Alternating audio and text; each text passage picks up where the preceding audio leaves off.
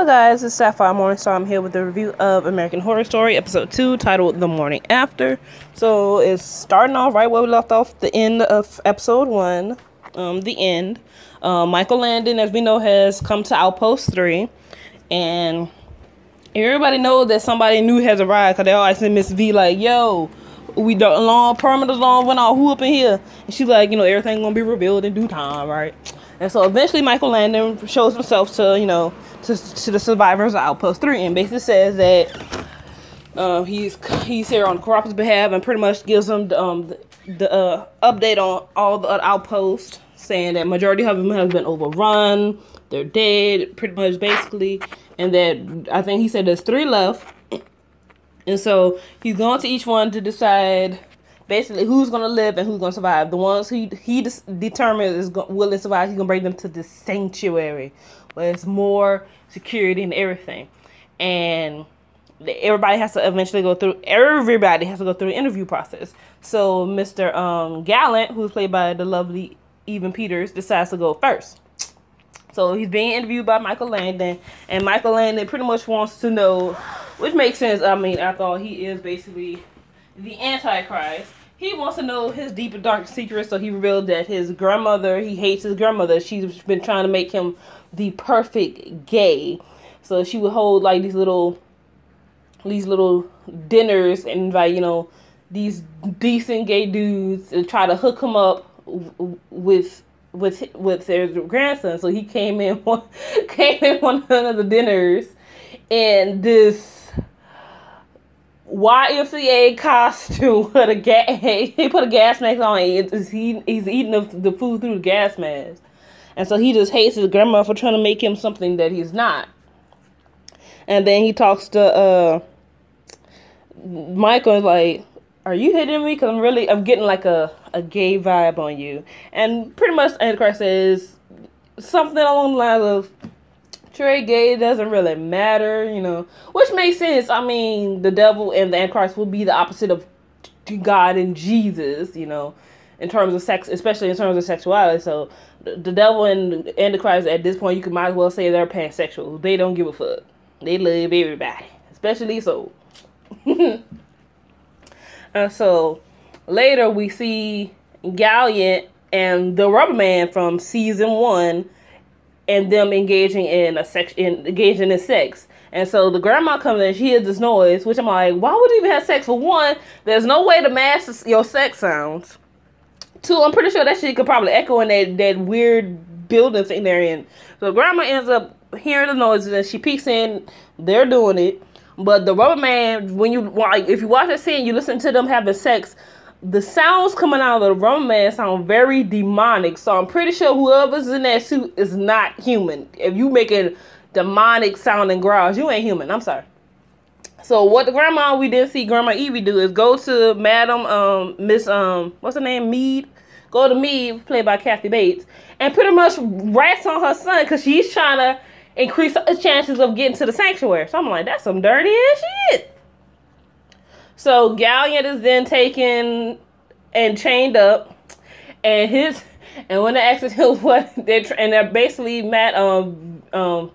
Venerable and Mead is trying to figure out who he had sex with, because it's they can't tell who it was because the person was in a rubber suit.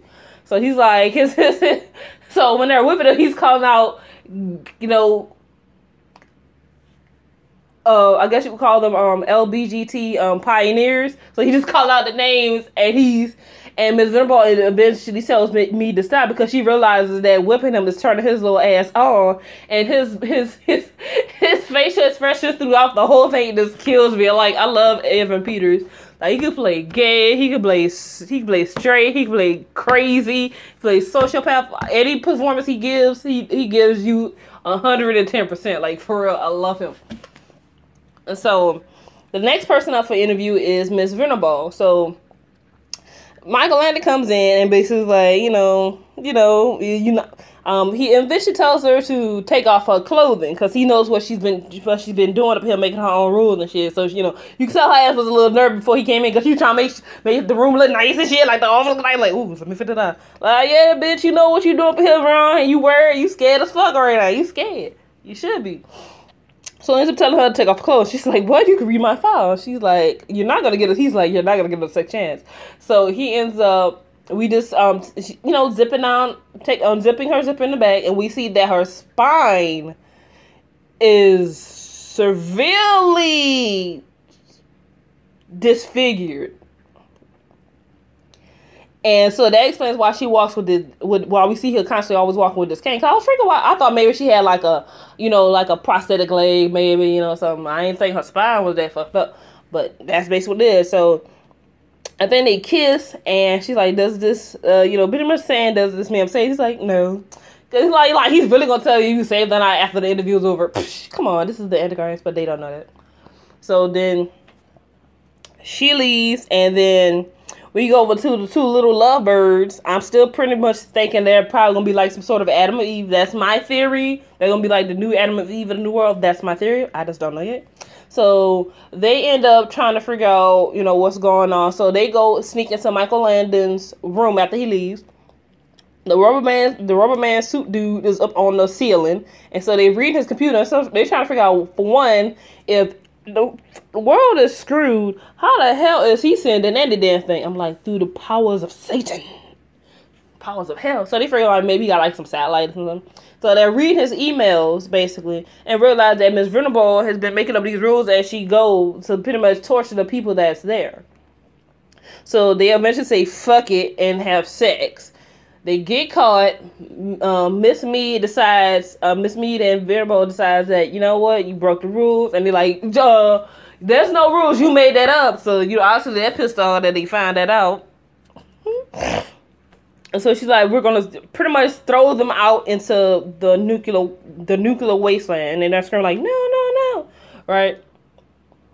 And so, what's this boy name again? Is it Timothy? I probably got it wrong, but I'm trying to remember, make sure I try to remember the name. But the boy, he ends up hitting one of the guards out, shoots Kathy Bates' character, Miss Me, and then the big tall one does like a freaking quick clap up on his head, knocked his ass out, right? And then we see Kathy Bates go off to around this corner. She's freaking out. I'm like, oh shit, he shot her, right? So then we see her wound. I'm looking like, that ain't fucking blood. So I'm looking at the wound like, yo, this bitch ain't human. This bitch ain't human. She's a fucking robot. If you don't believe me, go back. Like, okay, if let's see what movie we're good. Okay, the movie Alien. 1979 Alien starring what's her name? Sigourney Weaver, and of course, the sort of prequels like Prometheus and Alien Covenant, starring Michael Fassbender, where he also plays pretty much this android. And when they bleed, that's how they bleed. They bleed like this white, like white gunk stuff. And also with Alien Resurrection with what's her name? What is this girl name? Winona Ryder. She also played a robot, and they bleed like this white gunk stuff, which is basically, I'm guessing, like the fluids that keep their hardware and stuff together. So that's what she believes. I'm like, this broad is a fucking robot, yo, she's a robot. But then it does make sense, because you gotta remember, when American Horror Story, they do this, they do add a little bit touches of the real world stuff in their stories to get you that makes it feel more like ooh scary. And you gotta think about what we have been doing lately in terms of robot technology. I mean, Japan has made some pretty much decent androids. We got, I think it's Google making a car that can drive on its own. So for in this scenario, them having a full AI robot, it's not that pretty far-fetched. So I'm like, this broad is freaking robot. What else will we learn today? And also, in this episode, we also have our first death of the season. So a Gallant, when he's released from his prison time by Michael Langdon, and so Michael Langdon says, like, even though I do find your body attractive, I wouldn't fuck you if you were the last man on earth, which might be true. And so he's pretty much saying that I'm not the one that had sex with you, so I'm not sure why you all excited to see me, basically. And he tells them that your grandma's the one that ratted you out. So he goes to the the little common room that they meet and asks his grandma, like, yo, do you remember? She's like, yes, I'm trying to secure my chance. She's like, I will write out anybody. Pretty much she's saying, I will write out anybody in this bitch to secure my chances to get to the sanctuary. I'm like, that's some dirty ass shit. That's some. But then again, that's usually what happens when you're in a end of the world situation, whether it's family or a friend. It literally becomes a every man for himself. It literally is a Hunger Games situation. Like Miss Coco stated, this is the Hunger Games situation that y'all in. And so later that night, we hear some Fleetwood Mac playing. So I'm like, okay, that sounds like we're going to be getting close to the witches soon. Because we know Misty Day from season 3 of Coven, you know, she loves some Stevie Nicks. So the fact that we're hearing that song, I have a feeling next episode, and plus if you look at the preview, that's what it looks like, we're going to be seeing the Coven. And so, we see Gallion, he's chilling, listening to they got some Fleetwood Mac playing, and then we see the rubber dude suit, and he's following him, right? So he follows him to his room, and and Gallion, it becomes more dominant, and looks like they about to have sex again, but then he takes his scissors and stab him, and then we see Michael Langdon standing in the door frame, and he's thinking he stabbed Mr. Langdon, and then he looked down, and we see that it's his grandma Evie that he just killed. So I'm like, yo, Grandma Evie is gone. But that also means that obviously Michael Langdon is playing sort of mind games with the individuals that here. Either he's playing mind games on them, or maybe they're just naturally going crazy. I mean, they have been there for 18 months. 3 sets of 6. No, not 3 sets of 6. Yeah, 6 is equals 8. 6 times 6 times 6 will be 18. Yeah, so yeah. So yeah, so maybe they're just actually someone going crazy being in that area for one time, or maybe it's the Antichrist playing with the minds. Who really knows, you know? That is pretty much all for that happened in the episode. And then also there was a scene, I had to make sure I screenshot because it happened so fast. This is when Gallion, after his interview with Michael Langdon, we see this flash of like this satanic circle written in blood, and we see these snakes and somebody praying. So it looked like, so I screenshot, it looks like it's Michael Langdon. Probably maybe he's talking to his daddy, like, yo dad, okay, plan of the end of the world is going smoothly, you know, just want to give you an update, you know, you about to be up out of hell in a few, I'm working on it, dad, you know, just letting you up, know, giving you an update, you know, maybe that's what he's doing, talking to his dad, you know, I mean, your dad is the devil, I mean, gotta keep communication with them. I mean, Jesus talked to his dad all the time in prayer, so why not the Antichrist, you know? And they also miss the 2 lovebirds. They end up finding, well, the female, she found snakes in her wardrobe, and so Miss Mead ends up taking the snakes and cooking them. I'm like, I don't care how hungry I am during the apocalypse, I'm not eating another person, and I'm not eating a damn snake. I don't care how hungry I am. I would rather starve to death at that point. You know what I'm saying? I'm not eating a damn snake. They end up cooking the snakes, right, and giving them soup. So they go to uncover the soup to feed the people. The snakes is freaking alive and wormed out. So I have a feeling that Michael is. I'm just saying that maybe Michael is, messing with their heads, or maybe they just actually are slow going crazy in this building, which would not be far-fetched. So that is all for this episode. I will see you guys for episode 3, titled The Forbidden Fruit, which is an interesting title, given the fact that we are dealing with the Book of Revelation aspects of the Bible. And, of course, we got the biblical references of the forbidden fruit. So, I'm not sure what's going to happen in the episode, but it looks like from the previews, we see 3 figures. So I have a feeling we're going to be seeing the Coven,